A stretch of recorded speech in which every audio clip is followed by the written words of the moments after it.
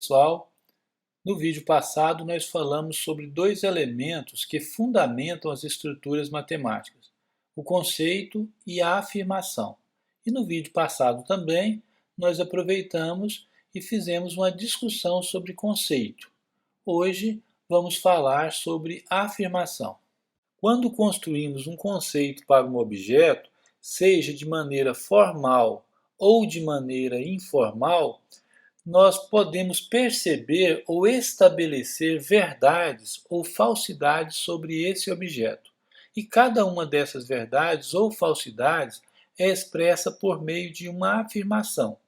Por exemplo, quando a gente diz a frase "a Lua é menor que a Terra", isso é uma afirmação que expressa uma percepção de uma verdade, enquanto a expressão 2 mais 5 igual a 8 também é uma afirmação e ela expressa uma percepção de uma falsidade. Existem afirmações que são de maior interesse para nós dentro do contexto da matemática. Essas afirmações são as proposições. E proposições são afirmações que podem ser julgadas como verdadeiras ou falsas. E uma proposição, ela se caracteriza pelo fato dela sempre ser ou verdadeira ou falsa, e esse ou é um ou exclusivo. Ela não pode ser ao mesmo tempo verdadeira e falsa. E ela também não pode deixar de ser verdadeira e deixar de ser falsa também. Ela sempre vai ter que assumir um dos dois valores lógicos, ou verdadeiro ou falso. Pode parecer estranho, né, falar que para ser proposição ela tem que ser apenas verdadeira ou apenas falsa, porque a impressão que a gente tem é que todas as afirmações elas têm essa característica, elas têm essa propriedade, mas na verdade não. Por exemplo, a frase "eu estou mentindo". Se for verdade esta frase, então eu acabei de contar uma mentira. Ah, mas se eu contei uma mentira, o que eu disse é falso. Logo, se essa afirmação for verdadeira, ela terá que ser falsa também. Da mesma forma, essa mesma frase, "eu estou mentindo", se ela for falsa, então eu não estou mentindo, não. O que eu disse é verdade. Ah, então se a frase que eu disse for falsa, ela vai ter que ser verdade também. Então tá aí essa frase "eu estou mentindo", ela será ao mesmo tempo verdadeira e ao mesmo tempo falsa. Mas se eu partir do princípio que uma afirmação não pode ser verdadeira e falsa ao mesmo tempo, então essa afirmação "eu estou mentindo", ela não poderia ser verdadeira, porque se ela for verdadeira, a gente viu que ela terá que ser falsa também. E essa afirmação também não poderia ser falsa, porque nós vimos que ela, se ela for falsa, ela será verdadeira também. Do ponto de vista da veracidade de uma proposição, ela pode ser classificada como tautologia, e é uma proposição sempre verdadeira, né, verdadeira sob todas as circunstâncias. Contradição, que também pode ser chamado de contratautologia ou negação, que são proposições falsas sob todas as circunstâncias. E condicional ou sentença aberta, que são proposições que são verdadeiras mediante certas circunstâncias ou são verdadeiras sobre algumas condições. Vamos ver alguns exemplos. As afirmações 2 mais 3 igual a 5, a Lua é menor que a Terra, são tautologias, pois são verdadeiras sempre, né? Independente de qualquer condição. 2 mais 3 igual a 5, a gente sabe que é verdade, e a Lua é menor que a Terra também é uma afirmação verdadeira. X mais 3 maior que 2, o menino é menor que a menina, são condicionais, pois para x mais 3 ser maior que 2, depende de condições, depende do valor de x. Para x maior que menos 1, essa condição é verdadeira. Da mesma maneira, o menino é menor que a menina. Depende de quem é esse menino, depende de quem é essa menina, né? Tem menino que é menor que menina e tem menino que não é menor que menina. Então, esses dois casos aí são exemplos de condicionais.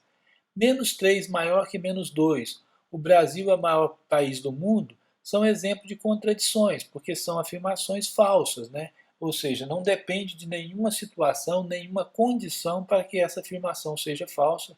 Então, elas são falsas sob todas as circunstâncias.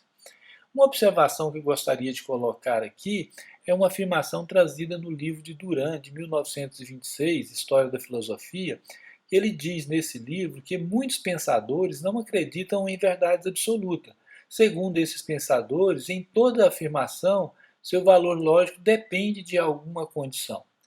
Mas aqui na matemática, no nosso contexto, a gente vai admitir a existência de tautologias e vamos admitir também a existência de contradições.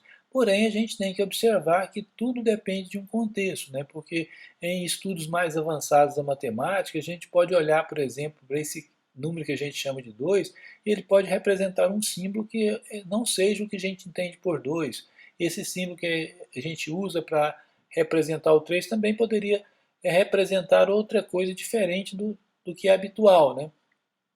E isso acontece em várias áreas da matemática. Dependendo do contexto, né, a própria adição, dentro de alguns contextos da matemática, esse símbolo que a gente chama de adição pode estar representando outra operação, né, e, portanto, poderia não funcionar, poderia não satisfazer essa condição.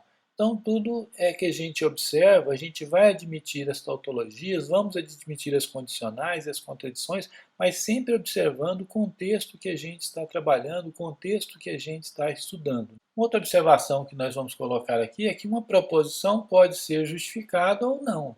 Pode ser que a gente não tenha interesse em justificar, pode ser que a gente não sabe justificar uma proposição, ou pode ser que a proposição não pode ser justificada. Uma justificativa formal de uma proposição é denominada demonstração ou prova. Do ponto de vista da justificativa, uma proposição pode ser um axioma ou um postulado. Os axiomas ou postulados são proposições admitidas sem demonstração. Em geral, os axiomas ou postulados, eles são afirmações feitas sobre objetos primitivos. Como o objeto primitivo não possui um conceito formal, ou seja, uma definição, não vai ser possível justificar formalmente todas as afirmações feitas sobre esses objetos primitivos. Então, para se construir uma teoria matemática em cima de objetos primitivos, a gente precisa, para esses objetos primitivos, admitir algumas verdades, admitir algumas afirmações como sendo verdadeiras, sem que seja possível prová-las. E a partir dessas afirmações, que são os axiomas ou postulados, aí prova-se outras afirmações. Às vezes, mesmo sobre o objeto primitivo ou sobre outros objetos que são definidos, são fundamentados sobre os objetos primitivos. Além dos axiomas ou postulados, uma proposição também pode ser considerada um teorema, que são aquelas proposições que podem ser provadas. E no nosso caso aqui, no contexto da nossa disciplina, a gente vai ter mais interesse pelos teoremas, porque a gente não está trabalhando essa disciplina de forma axiomatizada. Se a gente tem mais interesse pelos teoremas, é importante que a gente entenda melhor o que é um teorema. Então, um teorema é uma proposição cujo seu valor lógico é verdadeiro sobre condições, hipóteses. Então, isso a gente vê então que o teorema ele é uma condicional. O valor lógico, ou seja, o teorema vai ser verdadeiro mediante condições. E além disso, esse valor lógico, ou seja, a afirmação feita pelo teorema, ela pode ser provada, ela pode ser demonstrada. Dessa forma, a gente percebe que um teorema se divide em duas partes. Nós temos o teorema as hipóteses, que são as condições sobre as quais o valor lógico do teorema é verdadeiro, e nós temos a tese, que é a afirmação feita pelo teorema. Para a gente entender melhor, vamos ver o seguinte exemplo. A soma de dois números ímpares é um número par. Essa proposição, como ela pode ser provada, ela é um teorema. Se ela é um teorema, ela tem hipótese. Nesse caso, as hipóteses são que a gente tem dois números ímpares. E para facilitar a gente escrever essas hipóteses, a gente vai nomear, dar um nome para esses números ímpares. Vamos chamar um de x e o outro de y. E a tese é a afirmação que o teorema faz, mediante as hipóteses. Se x e y são ímpares, então a tese garante que a soma deles vai ser par. Às vezes, quando a gente vai demonstrar um teorema, dentro do próprio teorema, dentro da demonstração do teorema, aparecem outras afirmações, outras proposições secundárias que a gente precisa provar também. Muitas vezes a gente prefere ir provando dentro da demonstração do próprio teorema. Outras vezes a gente acha melhor provar com antecedência. Fala, não, eu vou enunciar essas proposições antes do teorema para eu usar esses resultados para provar o teorema. Quando eu faço isso, eu enuncio essas proposições antes, essas proposições podem ser chamadas de lema. E a vantagem de chamar elas de lema, porque quem estiver lendo o texto que você escreveu, ele vai perceber que aquelas informações, quando vier a palavra lema, vai perceber que aquela proposição que está enunciada ali, possivelmente demonstrada, é para ser usada aquele resultado para provar um teorema que vai vir logo em seguida. Da mesma forma, nós temos os corolários, só que enquanto o lema vem antes, antecede o teorema, o corolário vem depois do teorema. Os corolários são resultados, são consequências imediatas obtidas pelo teorema. Então, quando a gente prova que um teorema é verdadeiro, prova uma afirmação feita pelo teorema, aquelas verdades que surgem imediatamente do teorema, do fato do teorema ser verdade, decorre aquelas consequências, aquelas afirmações, aquelas verdades imediatas, essas verdades são chamadas de corolários. E existem também teoremas que são equivalentes a corolários. Então você tem dois teoremas equivalentes e se prova um, o outro vira consequência imediata dele. Então, portanto, você pode considerar um desses teoremas como corolário do outro. Um exemplo clássico é o teorema fundamental da álgebra, né? Grosso modo, o teorema fundamental da álgebra diz que se a gente tem um polinômio p de x e esse polinômio não é constante, então a equação polinomial p de x igual a zero tem uma raiz. Se a gente prova isso, como consequência disso, a gente tem um outro teorema, né, que seria um corolário dele, que é, se p de x é um polinômio de grau n, então a equação p de x igual a zero tem exatamente n raízes complexas. Se a gente provar esse último resultado, o primeiro vira corolário desse, é consequência imediata. Então, muitos autores enunciam o próprio teorema fundamental da álgebra como esse segundo resultado, outros preferem enunciar como primeiro. O teorema fundamental do cálculo também, existem duas versões para o teorema fundamental do cálculo. Quando a gente enuncia a outra versão se torna o corolário dele, né? Uma das versões do teorema fundamental do cálculo diz que, grosso modo também, né, a derivada de uma integral é a própria função. E aí, como corolário se essa função que você estiver integrando de A até B, se ela tiver uma primitiva, então o resultado dessa integral pode ser obtido aplicando a primitiva no ponto B, aplicando a primitiva no ponto A e fazendo a subtração dos dois resultados. Bom, além do lema e do corolário, vamos falar também da propriedade. Primeira coisa que a gente vai observar aqui na propriedade é uma questão, inclusive, trazida pelo Elo, num livro que ele fez uma coleção de 3 volumes para ensino médio, e ele levanta muito isso, que é um posicionamento sobre a postura e a fala do professor durante as aulas, né? E ele traz essa observação que uma propriedade ela não é uma proposição, ela não é uma condicional, ela é um atributo. Então, um determinado objeto possui ou não possui aquela propriedade. Por exemplo, quando eu digo que um carro possui a cor branca, então a cor branca é uma propriedade do carro. Então a cor branca ela não é uma proposição. Eu não posso julgar a cor branca como sendo verdadeira ou falso. A cor branca é verdade ou a cor branca é falso. Porém, a existência da propriedade é uma condicional, é uma proposição. Ou seja, eu digo, carro tem a cor branca e é uma afirmação que pode ser provada, ou pode ser justificada, ou pode ser julgada como verdadeira ou falsa. Com isso, a gente percebe que a propriedade, na verdade, não é uma proposição, mas a existência da propriedade se torna uma condição. Mas mesmo assim, nós vamos tratar a propriedade como se fosse condicional, né? É muito natural, a gente já tem esse hábito de tratar a propriedade como condicional. Mas só chamando a atenção para a gente lembrar que quando a gente disser vou provar uma propriedade, a gente está tendo aí um abuso de linguagem. Na verdade, a gente vai provar a existência de uma propriedade.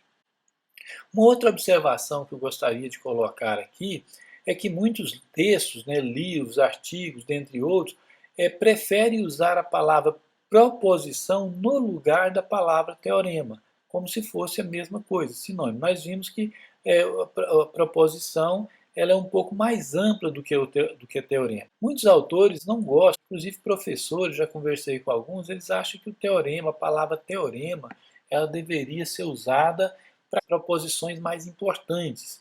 Então, muitos autores preferem isso, né? Chamam de proposição aquelas afirmações com menos importância e chama de teorema aquelas afirmações mais importantes no contexto que se está trabalhando. E já tem autores que são mais radicais, né? Por exemplo, o Leitold, né? O livro de cálculo do Leitold, quando você pega ele tudo para ele é teorema. Toda proposição que é enunciada que pode ser provada, ele chama de teorema. Fica até chato, né? Na época, quando eu vi o livro Leitor a primeira vez, eu falo, não, mas fica muito carregado, ou seja, parece muito, muito formalismo, né? Tudo é teorema, tudo é teorema. E na época, inclusive, eu não tinha essa percepção, esse conhecimento de que ele estava correto e estava sendo formal demais. Porém, eu acho que isso não é importante para nós aqui no contexto, né? Se a gente vai chamar de teorema, se a gente vai chamar de proposição, o importante é a gente entender como essas coisas funcionam, o que a proposição tem de especial, né? E as proposições que a gente tem mais interesse mesmo são os teoremas, a gente não vai estar mexendo com axiomas. É claro que daria para trabalhar essa disciplina da forma axiomatizada, trabalhando os axiomas de Peano. Nós vamos considerar a demonstração e prova como sendo sinônimo, apesar de que alguns especialistas consideram haver diferença entre demonstração e prova. Alguns especialistas dizem que a demonstração é uma justificativa menos formal do que uma prova. Isso é apontado pelo livro do Carniel e Epstein, né? O livro chama Computabilidade, Funções Computáveis, Lógica e Fundamentos de Matemática, e é de 2005. Então ele traz essa discussão para essas demonstrações matemáticas e ele levanta essa questão entre algumas pessoas, né, alguns especialistas considerarem demonstração e prova como sendo coisas distintas. Mas para nós aqui será a mesma coisa. E o que seria uma demonstração ou prova, né? Como a gente já antecipou um pouco, uma demonstração ou uma prova é uma justificativa formal da veracidade da tese de um teorema. E demonstrar um teorema é fazer essa justificativa, né? Ou seja, justificar que se as hipóteses forem verdadeiras, a tese também é. Gostaria de chamar a atenção aqui também sobre dois tipos de demonstração. Inclusive, essa separação nesses dois tipos de demonstração é trazida pelo livro do Simon Singh, cujo título é O Último Teorema de Fermat.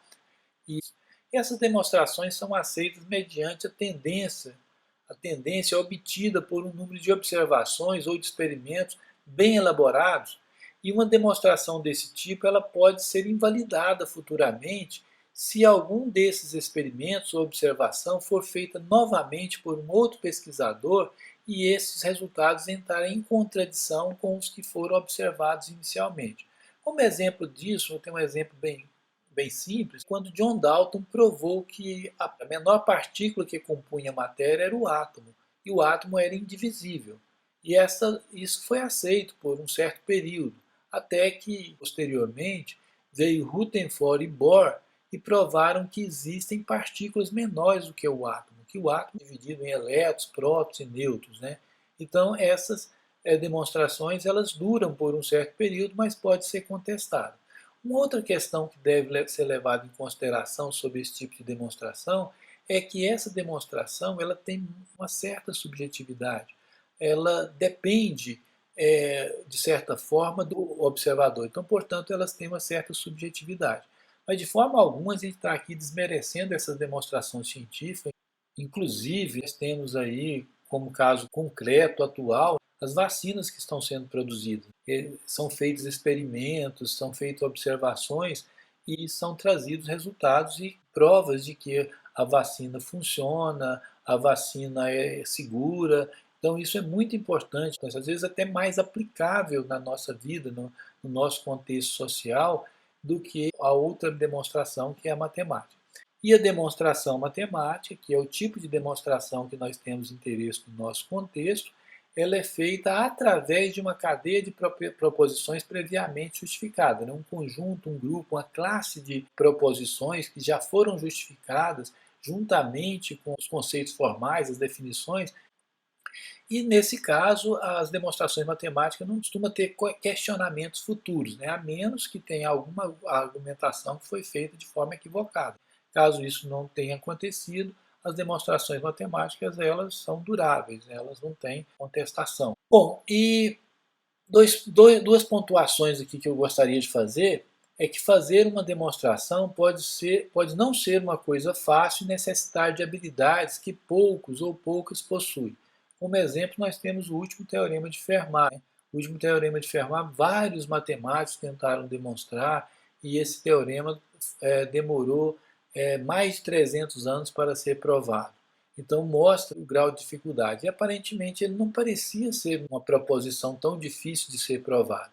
Outra coisa que eu gostaria de chamar a atenção é que não existe um método para fazer a demonstração a ser aprendido e que seja aplicável a todo tipo de demonstração. O que eu estou querendo dizer é que não é possível você ensinar a demonstrar. Você pode ajudar o aluno, o indivíduo, a desenvolver habilidades através de exercícios, de atividades, mas não ensinar como se ensina um conteúdo matemático. Então depende muito da habilidade de cada um e depende muito do processo, da forma de raciocínio de cada um, do conhecimento. Então são um monte de fatores que estão relacionados. E a única maneira de aprender a fazer demonstrações matemáticas é fazendo demonstrações matemáticas. É pela prática que a gente consegue aprender a demonstrar.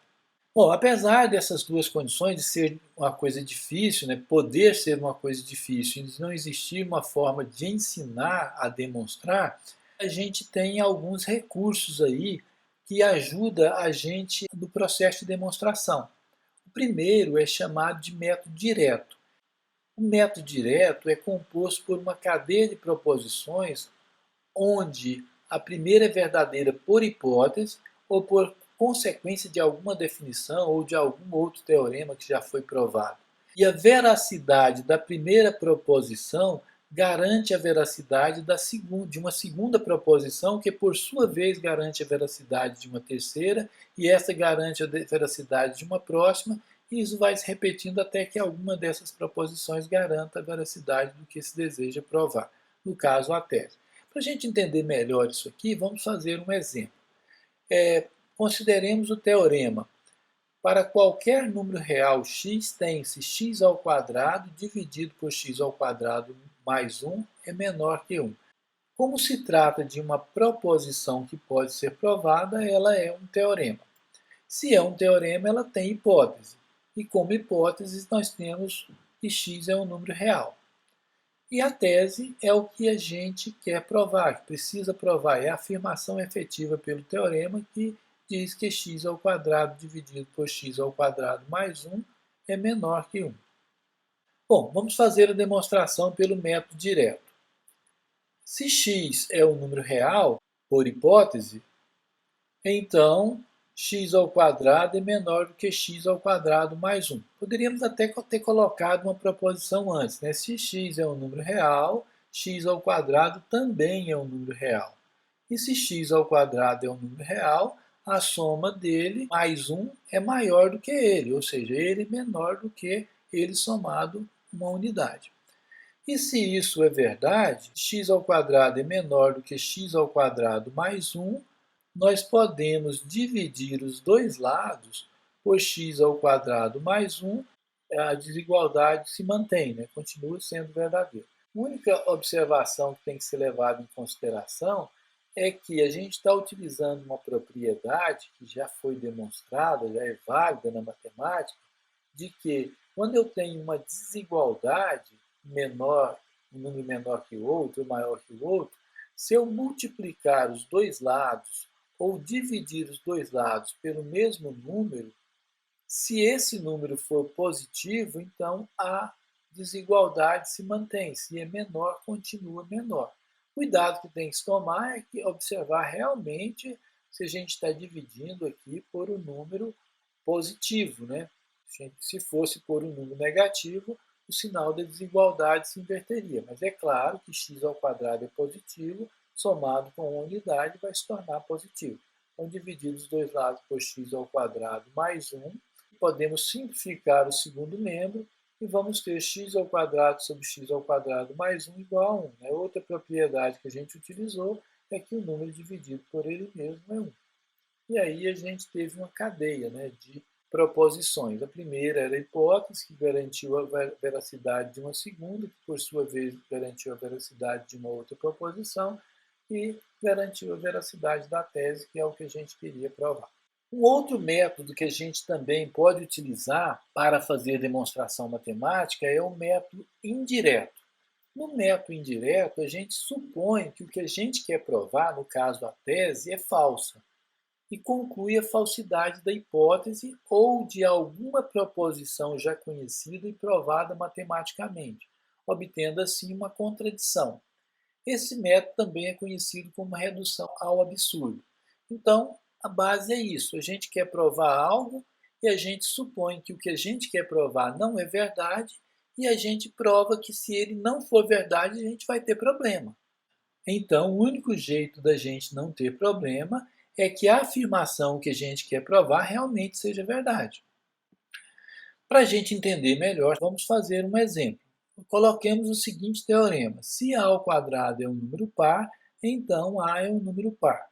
Se é um teorema, nós temos hipóteses, e a hipótese são as condições para que a gente consiga provar o teorema. O que a gente quer provar é que a é um número par, mas sob a condição de que a² é um número par.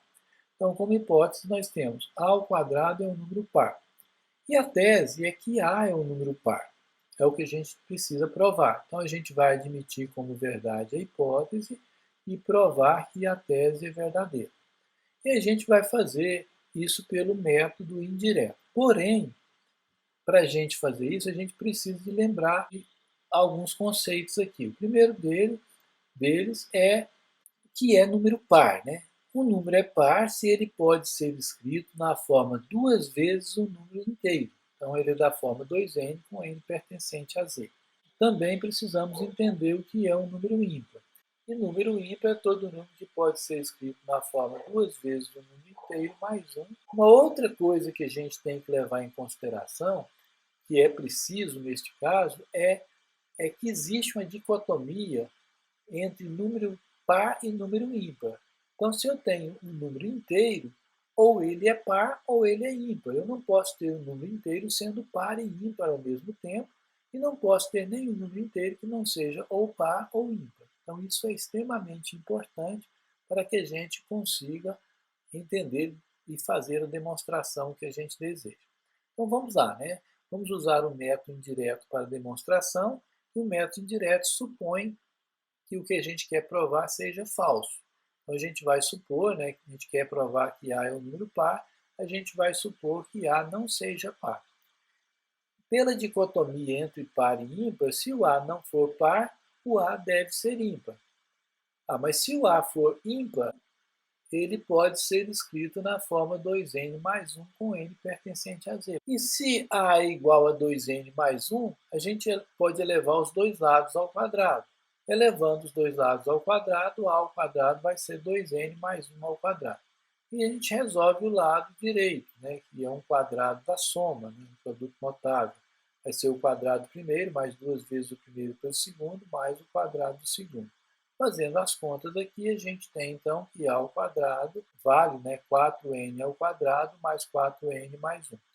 A gente coloca o 2 aqui em evidência, né, faz a fatoração, ou usa a propriedade distributiva, como você preferir chamar aí, e obtém 2 que multiplica 2n ao quadrado mais 2n. Observe que o 1, como ele não tem 2 aqui no meio, né, o 4 é 2 vezes 2, então a gente só pode fatorar isso aqui nos dois primeiros termos, né, dessa expressão. Bom, para facilitar o entendimento, a gente pode pegar o que está aqui dentro, 2n ao quadrado mais 2n, chamar de n, e substituir aqui, a gente vai ter o seguinte, né, que o a ao quadrado, que vale isso aqui, passa a valer a ao quadrado é 2n mais 1 com n pertencente a z. Mas o a ao quadrado é 2 vezes 1 inteiro mais 1, então a ao quadrado é ímpar. Ah, mas por hipótese ele tem que ser par. Então isso é um absurdo. Outros recursos que ajudam a gente na demonstração são contra-exemplo. O contra-exemplo ele é usado para mostrar que uma afirmação não é sempre verdadeira. Claro que pode ser usado também para mostrar que uma afirmação não é sempre falsa. E esse tipo de demonstração, né, usando o contra-exemplo, é feito encontrando um caso particular em que a afirmação não seja verdadeira. Ou seja, se a gente quer provar que uma afirmação não é verdadeira sempre, então basta encontrar um caso particular onde ela não é verdadeira. Consequentemente, ela não vai ser verdadeira sempre, né? Ela vai deixar de ser verdadeira pelo menos para um caso. De forma análoga, pode-se usar esse recurso para mostrar que uma afirmação não é falsa sempre também. Como exemplo, vamos considerar a seguinte afirmação: n ao quadrado mais n mais 41 é primo para todo número natural.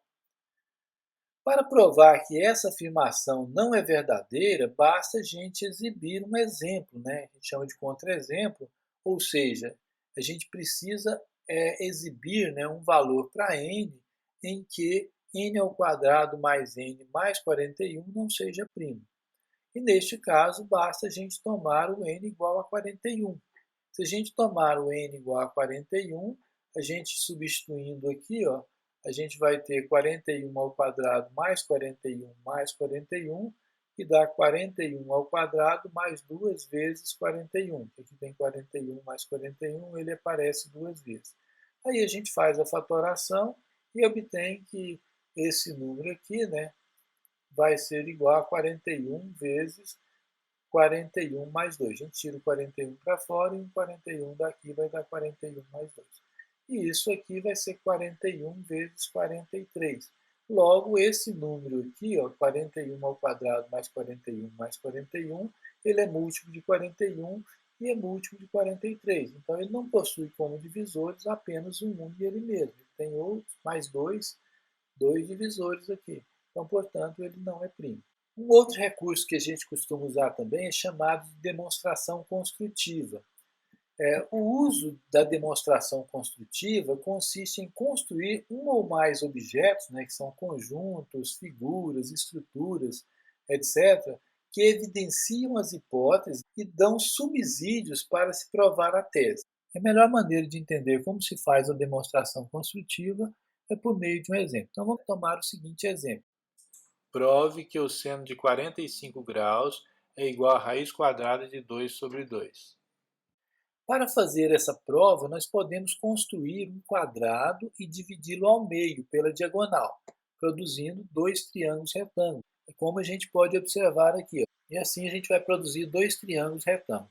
Vamos considerar esse triângulo retângulo do lado de baixo, a gente chama a diagonal de D e chama os catetos desse triângulo de L. E aí a gente aplica Pitágoras, né? A hipotenusa ao quadrado é igual à soma do quadrado dos catetos. Fazendo essa conta, né? L ao quadrado mais L ao quadrado dá 2L ao quadrado. A gente extrai a raiz quadrada dos dois lados.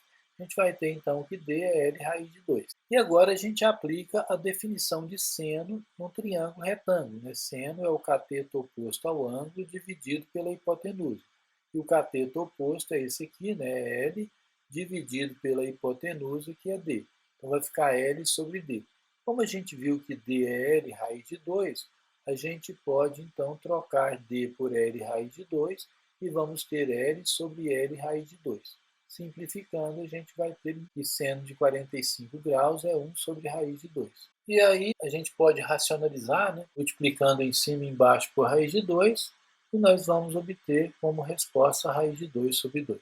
Então esse foi o processo construtivo, para a gente provar que seno de 45 graus é a raiz de 2 sobre 2, a gente precisou construir um objeto, né, no caso uma figura, para nos auxiliar. Então, o processo que nós utilizamos para fazer essa demonstração utilizou um recurso de construção ou um recurso de demonstração construtiva.